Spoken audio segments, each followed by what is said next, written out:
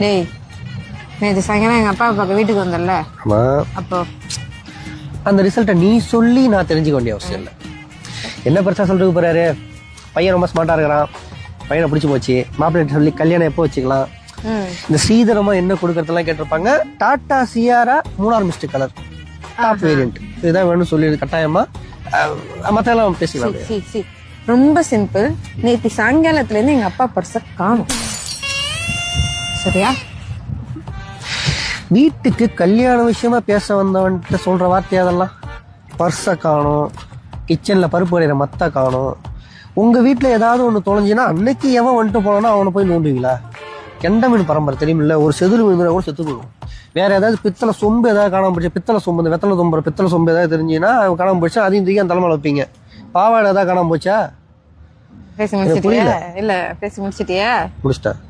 ஆதார் கார்டும் பேன் கார்டும் அதை மட்டும் கொடுத்துரு, காசு நீ வச்சுக்க. காசு கேட்க மாட்டேன்ல.